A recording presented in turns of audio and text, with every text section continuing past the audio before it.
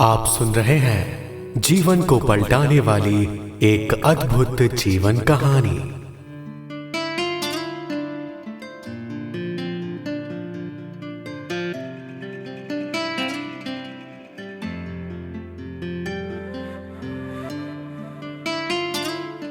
भाग 19। ब्रह्मा कुमारी कुमारका जी, जो कि इस ईश्वरीय विश्वविद्यालय की मुख्य प्रशासिका थीं, वो कहती हैं, बाबा हम वत्सों को जब पहाड़ी पर ले जाते थे तब बाबा की आयु 70 वर्ष से अधिक होते हुए भी बाबा की रफ्तार सभी से तेज होती थी। पर्वत पर चढ़ने वालों में वृद्ध माताएं भी होती थीं और छोटी आयु के गोप भी थे, परंतु बाबा के साथ होने के कारण सभी इतने खुश होते थे और पर्वत पर ऐसे हर्ष से चढ़ते थे कि पता नहीं वहां जाकर उन्हें शायद स्वर्ग की प्राप्ति होगी। पर्वत पर चढ़कर बाबा और मम्मा सभी वत्सों को ईश्वरीय ज्ञान के रमणीक रहस्यों से बहलाते। वे उन्हें पितृवत मातृवत स्नेह देते तथा उन्हें योग में बिठाते थे। बाबा कहते, देखो अब हम बेहद में आ गए हैं, यहाँ वातावरण कितना स्वच्छ और शांत है। देखो सभी बच्चे अंतर्मुखी होकर बैठो उस मोस्ट बिलवेड बाप की याद में, जिसने हम सबको अज्ञान की नींद से जगाकर इतना उच्च बनाया है और सृष्टि के आदि मध्य अंत का रहस्य समझाया है। ऐसे कहते कहते बाबा के नेत्रों से प्रेम का समुद्र एक अनूठी झलक देता था। वे शिव बाबा की मधुर याद में तन्मय हो जाते और सामने बैठ सभी यज्ञवत्सों को भी अपनी योग दृष्टि से योग स्थित कर देते। कुछ एक वत्स तो ध्यानावस्था में ही चले जाया करते थे। उस अवस्था में उन वत्सों के नेत्र बंद होते और वे वहीं ऐसे रास करने लगते जैसे कि किशोर अवस्था वाले श्री कृष्ण उनके सामने हो और वे वत्स उनकी उंगली पकड़कर उनके साथ रास कर रहे हो। रास करते करते कई बार वे पहाड़ी के आखिरी सिरे पर से भी गुजरते थे, इसलिए कई बार दूसरे वत्सों को ऐसा संकल्प आता कि यह रास करने वाली बहन कहीं पहाड़ी के सिरे से गिर न पड़े, परंतु उनका यह भ्रम था, क्योंकि जो दिव्य दृष्टि के वरदान को पाकर दिव्य मूर्त श्री कृष्ण से रास कर रही हो तथा जिसे प्रभु का सहारा प्राप्त हो, वह भला नीचे कैसे गिर सकती थी। वहां एकांत स्थान पर जहां की संसार के लोगों की न आवाज थी न विकारी लोगों की उपस्थिति, ईश्वरीय ज्ञान का श्रवण, योग का अभ्यास अथवा अपने रूहानी पिता से आत्मिक बातें ऐसी सुखमय लगती थीं कि जिनका वर्णन शब्द नहीं कर सकते। कई बार बाबा सभी को कहते, बच्ची 2 या 3 बहनें मिलकर अलग अलग पहाड़ी पर जाकर ईश्वरीय स्मृति में बैठो तथा ज्ञान का मंथन करो। जैसे गाय चारा खाने के बाद जुगाली करती है, वैसे आपने भी जो ज्ञान सुना है उस पर विचार सागर मंथन करो। इस प्रकार जब सफेद वस्त्रधारी ब्रह्मा कुमार कुमारियां आबू पर्वत की ऊंची ऊंची चोटी पर जाकर बैठे होते तो नीचे से ऐसा मालूम होता कि जैसे सफेद सफेद बादल इस पर्वत को ढके हुए हैं। वे जब पंक्ति बांधकर एक दूसरे के पीछे पर्वत पर चढ़ रहे होते तो नीचे सड़क पर जाने वालों को ऐसा लगता जैसे आकाश में कुंजों का समूह पंक्ति में उड़ता जा रहा हो। बहुत बार बाबा बच्चों को खिलाने पिलाने का सामान भी साथ लेकर जाते। वे प्रातः काल के बाद बहुत ही स्नेह और रुचि से चेंबर में कहते। चेंबर यानी क्लास के बाद सभी वत्स बाबा के कमरे में जाते। वहां बाबा अपनी चारपाई पर अनौपचारिक रीति से सुविधा पूर्वक बैठते और सभी यज्ञ वत्स भी ऐसे बैठ जाते जैसे बच्चे अपने बाप या दादा के पास बैठकर बातें सुनते हैं। अब क्लास की बजाय परिवार का सा रूप होता और वहां बाबा रमणीक रीति से ज्ञान सुनाते थे। वो कहते, आज बाबा बच्चों को पिकनिक कराएंगे। मीठे बच्चों, आज अभी अभी हम पहाड़ी पर चलेंगे, वहां शिव बाबा की मधुर स्मृति में भी बैठेंगे, ज्ञान की चिटचैट भी करेंगे और फिर बाबा प्यारे बच्चों को अपने हाथ से टोली भी खिलाएंगे। बच्चे, यह फैमिली सत्संग है, यह गॉड फादरली यूनिवर्सिटी है। जैसे लौकिक परिवार में बूढ़ा बाप अथवा दादा बच्चों के साथ बैठकर उन्हें कहानी सुनाता है, शिक्षा सावधानी देता है तथा प्यार से खिलाता पिलाता भी है, वैसे ही यह सभी आत्माओं का बाप तथा दादा आप बच्चों को भी आत्माओं के जन्म पुनर्जन्म की कहानी सुनाता है। आप बहुत ही सिकीलधे हो जो कि कल्प के बाद आकर मिले हो, तो वह प्यार का सागर आप बच्चों को स्वयं ही खिलाएगा और बहलाएगा। वह तो निराकार है, उसका अपना तो कोई शरीर नहीं है, इसलिए उसने इस दादा का शरीर उधार लिया है। अतः इन हाथों से बहुत ही जिगरी स्नेह से वह आपके मुख में इस यज्ञ की शुद्ध टोली देगा। जिस यज्ञ के पवित्र ब्रह्मा भोजन के एक एक कण के लिए देवता भी तरसते हैं। बच्चे, आप बहुत भाग्यशाली हो जिन्हें बाप मिला है और वह स्वयं आपको खिलाता है और पढ़ाता भी है। जरा सोचो तो, त्रिलोकपति शिव बाबा स्वयं इतनी दूर से, परम धाम से आकर आपको पढ़ाता है, जिसे पाने के लिए सन्यासी जंगलों में ढूंढ रहे हैं, जिसके एक सेकंड के दर्शन मात्र के लिए अथवा जिसकी क्षण भर की झलक के लिए तीव्र वेगी भक्त अपने सिर को उतार कर तली पर रखने के लिए भी तैयार हो जाते हैं, तथा राजा राज्य भाग्य को भी न्यौछावर करने में संकोच नहीं करते। ऐसा वह सबका प्यारा पिता आप बच्चों को आकर पढ़ाता है, प्यार से दुलारता है, आपका सखा बनकर आपसे खेलता भी है। प्रभु मिलन के इस जीवन का तो गायन शास्त्रों में भी है, परंतु दुनिया आपको इस साधारण और गुप्त वेश में नहीं पहचान सकती, ना ही उस पिता को पहचान सकती है, क्योंकि आज मनुष्य की आंखों पर विकारों का मोटा पर्दा पड़ा हुआ है और उनकी दृष्टि तो केवल देहों को देखती है। तो चलो बच्चे, तैयार हो जाओ, चलो पुरुषोत्तम संगम युग की इन थोड़ी सी घड़ियों में उस बाप से खूब मिलन मना लो और जन्म जन्मांतर आपने जिसके लिए भक्ति की, अब उससे जितना प्रेम तथा ज्ञान का खजाना लूटना हो वो लूट लो। इस प्रकार नारायणी नशे में सराबोर करके ईश्वरीय मस्ती के विमान में चढ़ाकर तथा मधुर मुस्कान, प्रेम और योग के तेज से चमकती हुई आंखों से निहारते हुए मीठे मीठे बच्चे इन शब्दों से दुलारते हुए बाबा किसी को अपनी उंगली देकर, किसी की उंगली स्वयं पकड़कर, किसी के बारे में पूछते हुए, किसी को पीछे मुड़कर हर्ष से निहारते हुए ले चलते। चलते चलते एक सेकंड रुककर पीछे मुड़कर सबकी ओर निहारते हुए वे कहते, बच्चे, शिव बाबा की याद है? यह याद है कि किसके साथ चल रहे हो? देखो, शिव बाबा की याद में चलोगे तो कदम कदम में पदम पदम की कमाई होगी। कभी बाबा कहते, बच्चे आप आगे आगे चलो, मैं पीछे पीछे आता हूँ, क्योंकि गौओं की रखवाली करने वाला व्यक्ति सदा गौओं के पीछे चलता है ताकि कोई गाय इधर उधर ना हो जाए। कभी वे कहते, आप पीछे पीछे चलो, मैं आगे आगे चलूंगा, क्योंकि पंडा सदा आगे चलता है, वह रास्ता दिखाता है और यात्री उनके पीछे पीछे चलते हैं। इस प्रकार की मीठी मीठी नित्य नई नई ईश्वरीय ज्ञान की मधुर मुरली से वे सभी को मग्न करते रहते। कभी वे इन माता रूपी गौओं के गोपाल अथवा रक्षपाल बन जाते और कभी आत्माओं को परम धाम तथा बैकुंठ की यात्रा पर ले जाने वाले पंडा बन जाते। कभी उनका हाथ पकड़कर चल रहे होते तो अचानक से पुचकार कर पूछते, बच्ची किसका हाथ पकड़ा हुआ है, शिव बाबा या ब्रह्मा बाबा का? बच्ची कभी हाथ छोड़ोगे तो नहीं? जानती हो इसका हाथ पकड़ने से कहां पहुंच जाओगी? फिर दूसरे ही क्षण वे किसी से पूछ लेते, बच्चे किसके साथ चल रहे हो? वह बोलता, बाबा के साथ।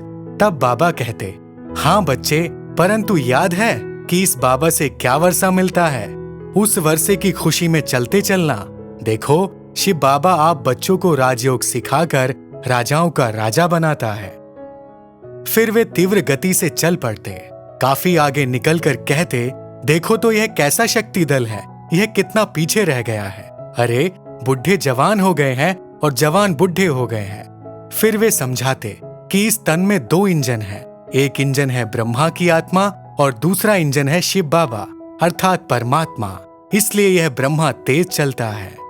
फिर जानबूझकर वह चतुर सुजान बच्चों से हंसी विनोद करने के लिए उन्हें कठिन रास्ते से पहाड़ी पर ले जाता।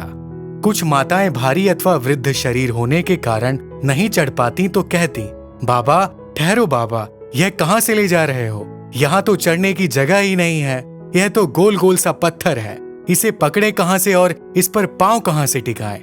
तब बाबा ऊपर के पत्थर पर खड़े होकर उन्हें हाथ देकर ऊपर चढ़ने के लिए सहारा देते। देखो तो सबके दिलों का सहारा प्रभु उन्हें इस बहाने से बाबा बाबा याद करने की आदत डालते। चढ़ते चढ़ते कई बार एक सांस चढ़ जाता तो वे कहते, बाबा अब बस करो, अब आगे मत जाओ। बाबा, ओ प्यारे बाबा, बाबा अब हम इस पहाड़ी पर ही बैठेंगे।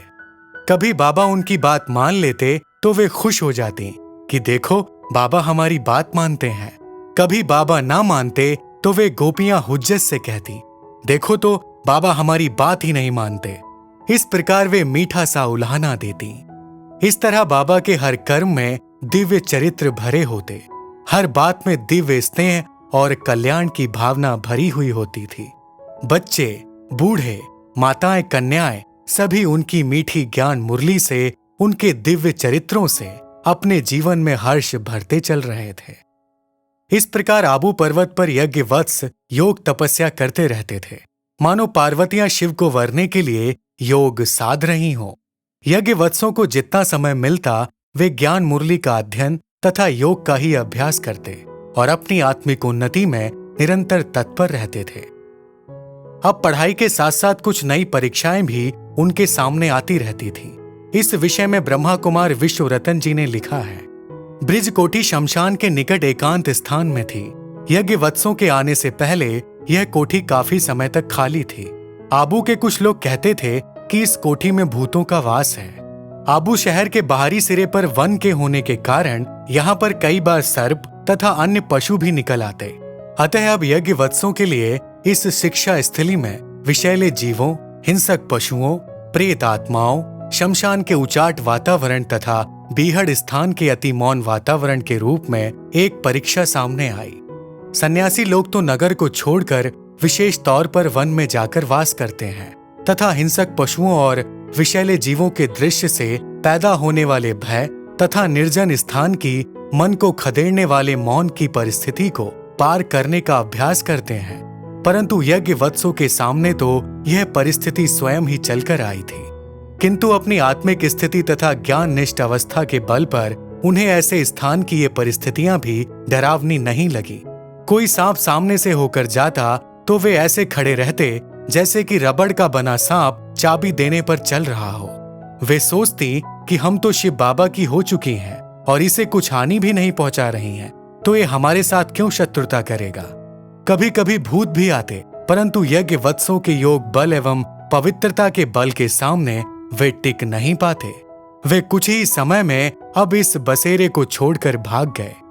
सच है कि जिन देवियों ने अब काम क्रोधादि विश्वव्यापी भूतों पर विजय प्राप्त करने का प्रबल पुरुषार्थ किया था, जिन्होंने मन को निर्जन परमधाम के वासी परमपिता परमात्मा शिव में एक टिक स्थित करने का अभ्यास साधा था, जिन्होंने सांपों से भी अधिक विषैले अर्थात काम रूपी विष के मतवाले मनुष्यों के प्रहारों के सामने भी हार नहीं मानी थी, वे अब इन सांपों से अथवा यहाँ के सुनसान वातावरण से क्यों डरती।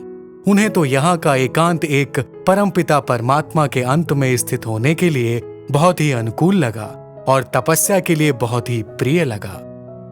उन दिनों आबू में गेहूं राशन के रूप में मिलता था। यहाँ हर एक के लिए गेहूं का आटा पूरी मात्रा में नहीं मिलता था, बल्कि कुछ मक्का और बाजरे का भी आटा साथ में मिलता था। यहाँ चावल भी बहुत ही हल्की किस्म के थोड़े से ही मिलते थे। यहाँ के पानी में भी लवण तथा खनिज अधिक थे और वायु में खुश्की थी। पानी भी बहुत भारी था। अतः खानपान और जलवायु के अनायास परिवर्तन के रूप में भी एक परीक्षा यज्ञ वत्सों के सामने आई। यज्ञ वत्सों में प्राय ऐसे थे जिनका शारीरिक जन्म धनवान घराने में हुआ था, जो लाड़ और नाजों से पले थे।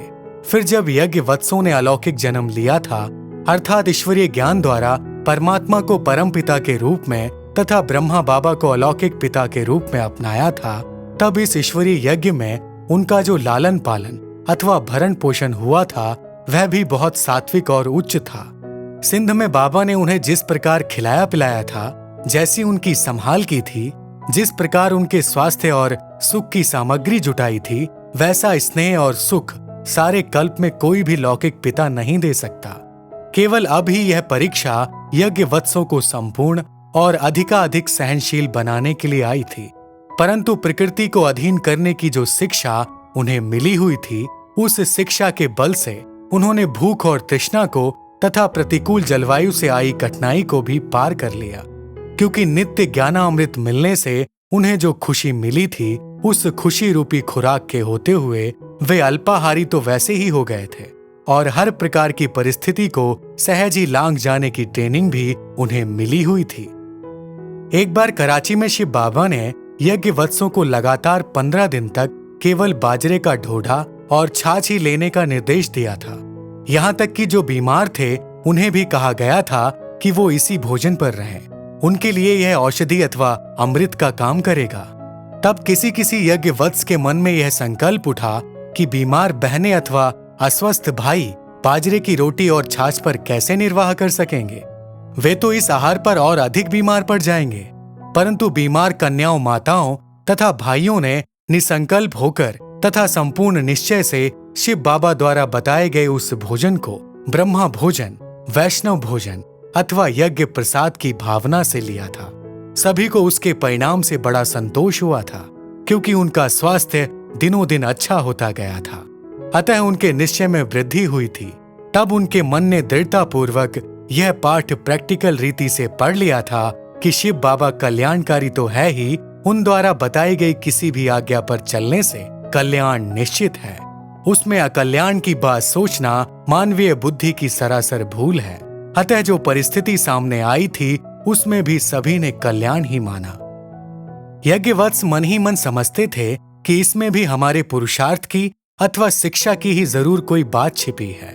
उन्हें मालूम था कि योगी के सामने निंदा स्तुति, जय पराजय, लाभ हानि, सर्दी गर्मी, अमीरी गरीबी आदि के रूप में परीक्षाएं तो आती ही है, परंतु सच्चा योगी प्रभु आश्रित होकर एक प्रभु की ही याद के बल पर और भरोसे पर उन सभी को हंसते हंसते पार कर लेता है।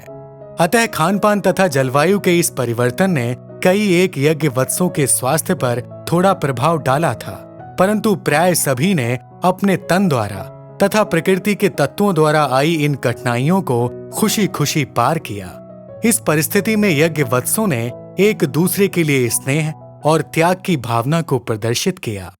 जिन वत्सों का स्वास्थ्य ठीक नहीं रहता था, उनके लिए दूसरे वत्स स्वेच्छा से गेहूं का आटा तथा चावल, जो भी अस्वस्थ तथा वृद्ध वत्सों के अनुकूल हो, छोड़ देते और स्वयं मक्का या ज्वार के आटे की रोटी खाकर अथवा बहुत ही कम भोजन करके भी गुजारा करते थे। संसार के लोगों में कई प्रकार की आसक्तियां होती हैं। आमतौर पर वे जहां जन्म लेते हैं, जिनके साथ उनके दैहिक नाते या उठना बैठना होता है, उन रिश्तेदारों तथा संबंधियों को, जो उनके खान पान की आदतें या रीति रस्म होती हैं, उनको और धन पदार्थों को वे छोड़ना नहीं चाहते, चाहे उनको छोड़ने से जन जन का कल्याण ही क्यों ना हो सकता हो। परंतु योगी का तो लक्ष्य ही सर्व आसक्तियों का त्याग, कदम कदम पर सीखना और जीवन को बदलना, आगे बढ़ना, स्वयं को मोड़ने के योग्य बनाना तथा निसंकल्प होकर हर परिस्थिति को प्रभु के सदके पार करना होता है। इसलिए यज्ञ वत्स, जिनका लक्ष्य ही पुरानी आदतों और संस्कारों को मिटाकर अब ईश्वरीय ज्ञान और योग के साधन से नए सतयुगी दैवी संस्कारों को बनाना था, वे अपने आप को बदलते गए। अतः इस नए वातावरण में उन्होंने शीघ्र ही स्वयं को नए प्रकार के खान पान तथा जलवायु के अनुकूल परिवर्तित कर लिया। सिंध देश और सिंध देश के स्वजन उनसे कारणे अकारणे छूट ही गए थे और अज्ञान काल की अवस्था के रीति रिवाज भी छूट गए थे। अतः अब नए दैवी परिवार में नई बातें, नए संस्कार, नई मर्यादाएं अपनाते, पुरानी आसक्तियों तथा आदतों को छोड़ते और नित्य नया जन्म लेते वे आगे बढ़ रहे थे। यज्ञ माता सरस्वती की देग यानी पात्र की परीक्षा भी इन्हीं दिनों हुई थी। जैसा कि श्रीमद् भगवद आदि ग्रंथों में एक व्याख्यान है कि जब पांडव वन में थे तो एक दिन द्रौपदी की देग में एक ही पत्ता बचा था। तब प्रभु ने ही कौतुक किया, क्षण भर के लिए परीक्षा की स्थिति में डालकर फिर कमाल कर दिखाया था। वैसी ही परिस्थिति भी सभी यज्ञ वत्सों को सभी प्रकार से अनुभवी बनाने तथा एक रस अवस्था में स्थित करने के लिए अति अल्प काल के लिए आई थी। जैसे समुद्री जहाज के डोलने पर जहाज पर के चूहे जहाज को छोड़कर भागने लगते हैं तथा जहाज पर के अन्य डरपोक जीव उड़ने लगते हैं, वैसे ही स्वयं प्रभु ने इस ज्ञान स्टीमर को एक बार जोर से हिलोरा दिया, ताकि इस स्टीमर में घुसे हुए कुछ मनमौजी जीव, जो कि किसी मंजिल पर जाने के लिए नहीं बल्कि किसी आसक्ति के वश स्टीमर पर सवार थे, वे इसे हिलता देखकर छोड़ जाएं। इस प्रकार वह चतुर प्रभु, जो ही इस ज्ञान स्टीमर का कप्तान अथवा खेवनहार था, इस स्टीमर में बैठे यात्रियों को हंसाता बहलाता, अनुभवी बनाता, बीच बीच में कौतुक करता, भंवर और चट्टानों, लहरों और तूफानों से सभी को भव सागर से पार करता हुआ लक्ष्य की ओर ले जा रहा था। अब तो हमारे जीवन का यह नया दौर था और एक सुहावना नया जमाना था, जिसमें कि हम अतीन्द्रिय सुख प्राप्त कर रहे थे। आध्यात्मिक अनुभवों से भी जीवन को संजो रहे थे तथा अलौकिक जनसेवा के लिए तैयार हो रहे थे। अतः हमारा मनवा बोल रहा था, बुद्धि की तार जुट गई है जिसकी ईश से, विकारों से वह हरगिज हराया न जाएगा। रोशन किया चिराग उस शिव ने, अब फूंकों से यह चिराग बुझाया न जाएगा। दोस्तों, इसके आगे क्या हुआ यह अगले भाग में सुनिए। धन्यवाद। इस वीडियो से संबंधित अधिक जानकारी प्राप्त करने के लिए और निशुल्क राजयोगा मेडिटेशन सीखने के लिए आप नीचे दिए गए नंबर्स पर हमें संपर्क कर सकते हैं।